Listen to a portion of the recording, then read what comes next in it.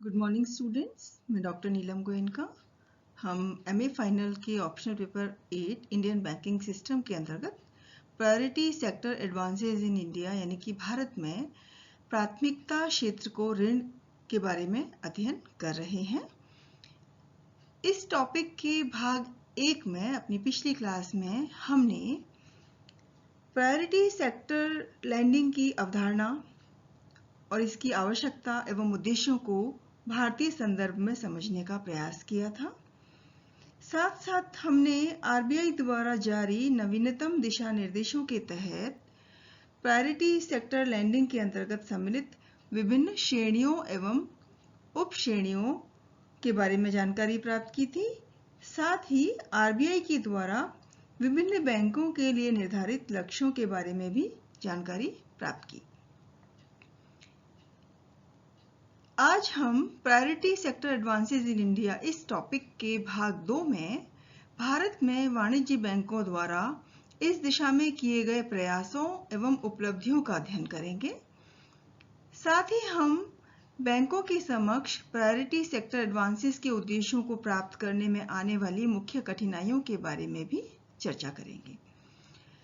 तो सर्वप्रथम हम प्रायोरिटी सेक्टर लैंडिंग के क्षेत्र में वाणिज्य बैंकों द्वारा प्राप्त उपलब्धियों के बारे में समझने का प्रयास करते हैं। Achievements under priority sector advances.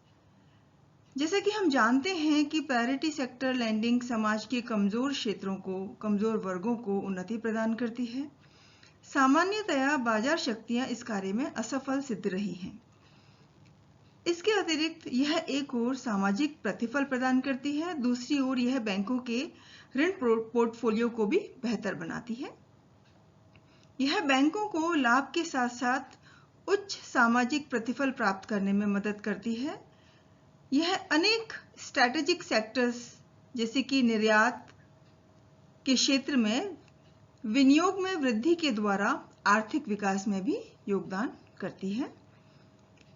इन सबसे भी महत्वपूर्ण बात यह है कि सार्वजनिक नीति के दृष्टिकोण से यानी कि पब्लिक पॉलिसी के दृष्टिकोण से प्रायोरिटी सेक्टर लैंडिंग सामाजिक समानता को बढ़ावा देती है, रोजगार में वृद्धि करती है तथा कम विकसित क्षेत्रों एवं समाज के वंचित हिस्सों के लिए विनियोग में वृद्धि करती है।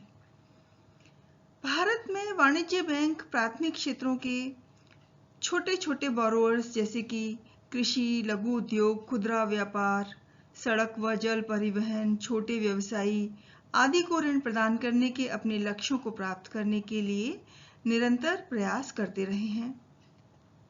मार्च 2019 में वाणिज्य बैंकों ने अपने प्राथमिक क्षेत्र को, प्राथमिकता प्राप्त क्षेत्र को उधार देने के समग्र लक्ष्य अर्थात 40% के लक्ष्य को पूर्ण कर लिया था, परंतु कृषि के क्षेत्र में निर्धारित लक्ष्य यानी कि 18% का लक्ष्य वे प्राप्त नहीं कर पाए हैं, जैसा कि आगे टेबल में बताया गया है।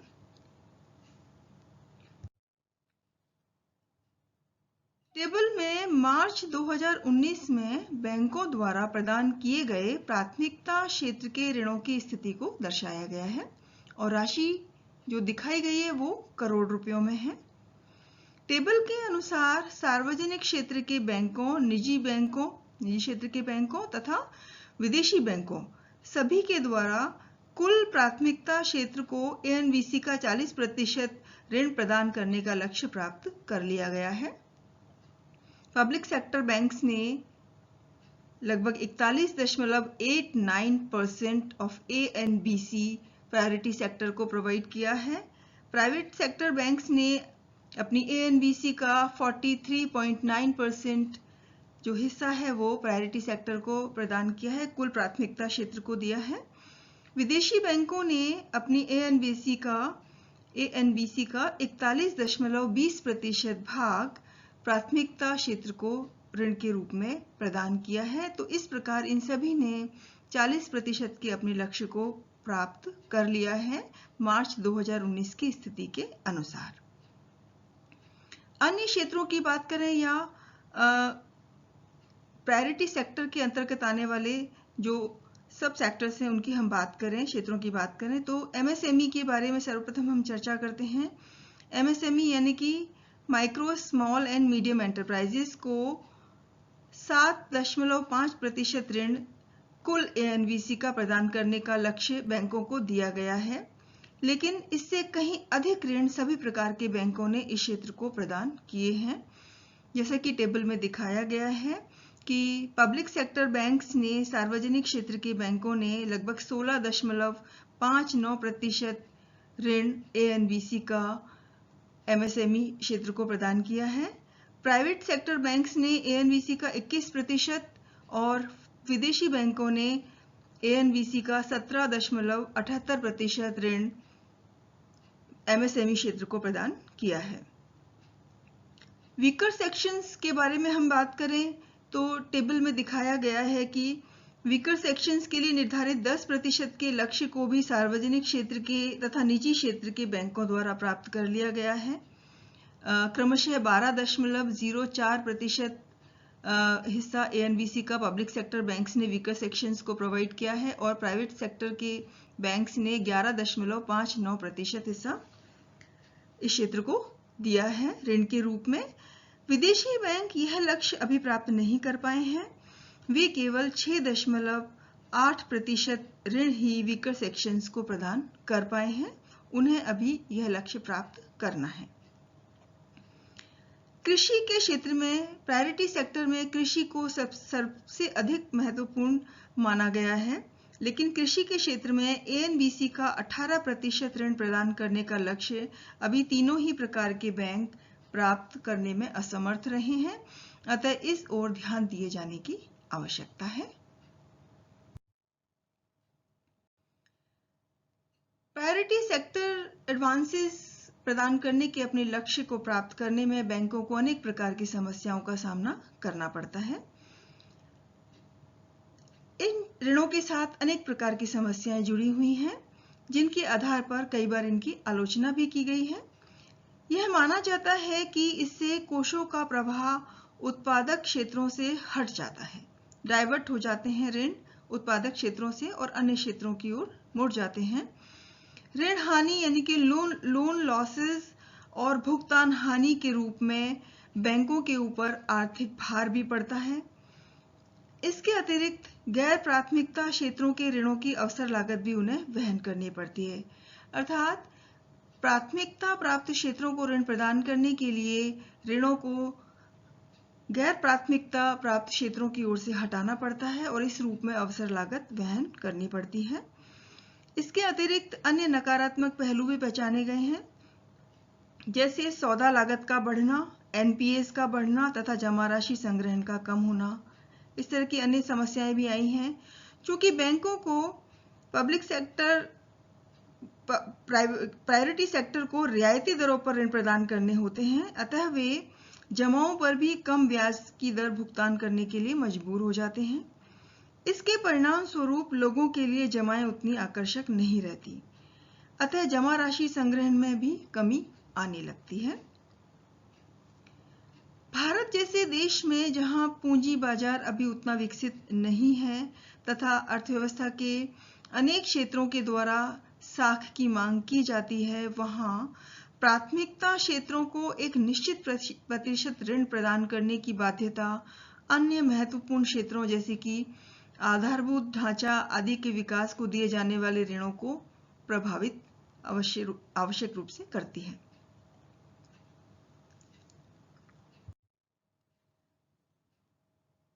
प्रायोरिटी सेक्टर एडवांसेस के संदर्भ में जो मुख्य समस्याएं आती हैं वो इस प्रकार से हैं। Major issues related to priority sector advances. प्राथमिकता क्षेत्रों के ऋणों के संदर्भ में बैंकों को निम्न प्रमुख समस्याओं का सामना करना पड़ता है। आरबीआई के द्वारा प्रायोरिटी सेक्टर लैंडिंग के लिए लक्ष्य निश्चित कर दिए जाने के कारण बैंक ऋणों का एक बड़ा भाग अर्थव्यवस्था के उपेक्षित रहे क्षेत्रों जैसे कृषि, स्मॉल स्केल इंडस्ट्रीज तथा अन्य क्षेत्रों को चला जाता है। बैंक इन उद्देश्यों को प्राप्त करने का प्रयास भी कर रहे हैं, परंतु प्राथमिकता क्षेत्र के ऋणों की गुणवत्ता की एक प्रमुख समस्या उनको सामना करना पड़ता है। प्रायोरिटी सेक्टर लैंडिंग के अंतर्गत कृषि को ऋण प्राप्त करने के उपलक्ष्य को प्राप्त करने में लगभग सभी बैंक असफल रहे हैं, जैसा कि हमने टेबल में देखा था। इसके अतिरिक्त आर्थिक सुधार जो 90 के दशक में शुरू हुए थे, उनके पूर्व पब्लिक सेक्टर लैंडिंग का मुख्य फोकस कृषि पर होता था, परंतु अब यह फोकस शिफ्ट हो गया है और स्मॉल स्केल इंडस्ट्रीज पर आ गया है। तो कृषि पर जो फोकस है वो बढ़ा हुआ होना चाहिए, लेकिन फिलहाल चूंकि लाभदायकता एक मुख्य समस्या है, इसलिए स्मॉल स्केल इंडस्ट्रीज को बैंक्स ज्यादा प्रायोरिटी देने लगे हैं।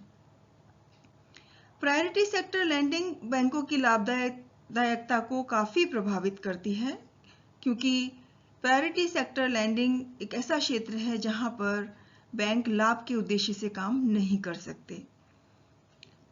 एक और समस्या जो इस क्षेत्र में एडवांसेस प्रदान करने में बैंकों को वहन करनी होती है, वह है कृषि के क्षेत्र में जो समस्या है वो है गैर निष्पादक परिसंपत्ति, यानी कि नॉन परफॉर्मिंग एसेट्स की बैंकों को फेस करनी पड़ती है। बैंकों के समक्ष एनपीएस एक बहुत बड़ी चुनौती बन गए हैं और इसका कारण है विलफुल डिफॉल्ट्स, यानी कि जानबूझकर ऋणों को नहीं चुकाना।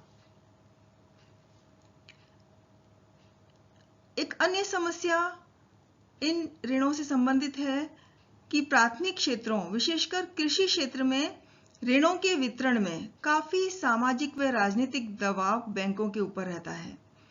अनेक बार इस दबाव में ऋण माफी जैसी स्थितियां भी उत्पन्न होती हैं, ऋणों को माफ करना पड़ता है। ये बैंकों की क्षमता को प्रभावित करती है। इसके अतिरिक्त प्राथमिकता क्षेत्र के ऋणों के लक्ष्य को प्राप्त करने में बैंकों को अत्यधिक प्रशासनिक व श्रम लागतों का सामना करना पड़ता है, उनको अधिक कॉस्ट का सामना करना पड़ता है। इसके अतिरिक्त बैंकों की ट्रांजैक्शन कॉस्ट भी अधिक आती है प्रायोरिटी सेक्टर लैंडिंग के लक्ष्य को प्राप्त करने में।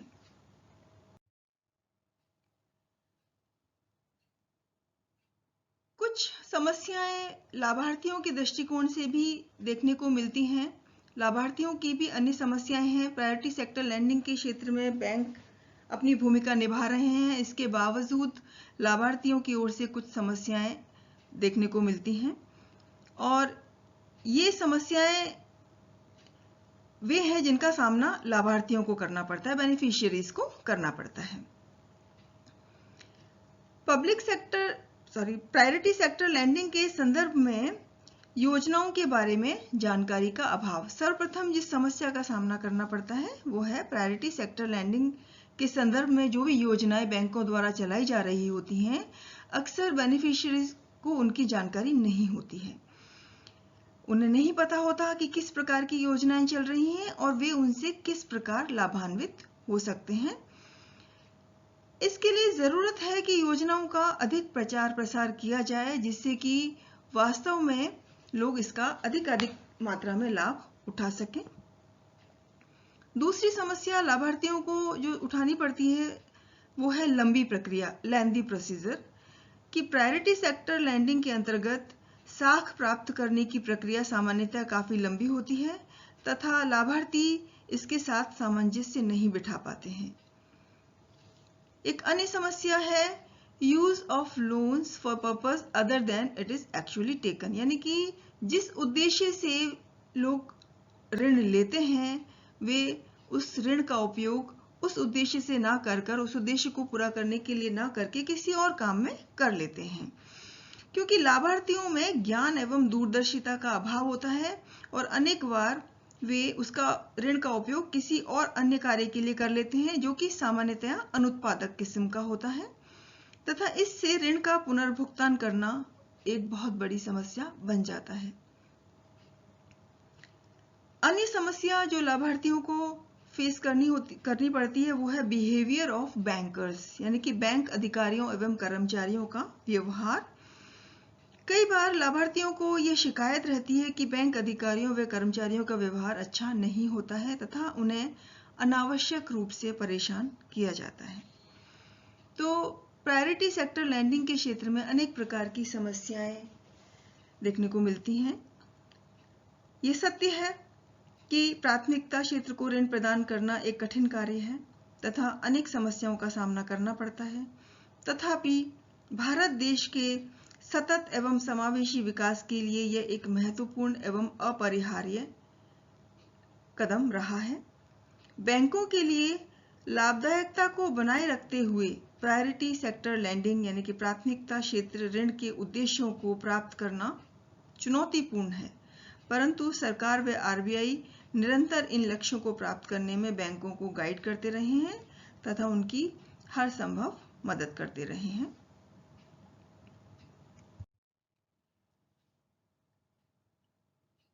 आरबीआई समय समय पर गाइडलाइंस जारी करती है प्रायोरिटी सेक्टर एडवांसेस के क्षेत्र में। अभी हाल ही में कुछ रिवाइज गाइडलाइंस आई हैं, few revised guidelines for priority sector advances. हाल ही में आरबीआई के द्वारा प्रायोरिटी सेक्टर एडवांसेस के संबंध में कुछ नए दिशा निर्देश जारी किए गए हैं, जिनका उद्देश्य सस्टेनेबल डेवलपमेंट गोल्स यानी कि SDGs अर्थात सतत विकास के लक्ष्य को प्राप्त करने में मदद करने के लिए पर्यावरण अनुकूल ऋण नीतियों को प्रोत्साहित करना है और उनका समर्थन करना है। ये कुछ रिवाइज गाइडलाइंस इस प्रकार से हैं जिनमें कि प्रायोरिटी सेक्टर लैंडिंग के क्षेत्र को बढ़ा दिया गया है। सर्वप्रथम यह निर्णय लिया गया है कि अब स्टार्टअप्स को भी प्रायोरिटी सेक्टर लैंडिंग में सम्मिलित किया जाएगा। स्टार्टअप्स को पहली बार प्रायोरिटी सेक्टर में सम्मिलित किए जाने की बारे में डिसीजन लिया गया है।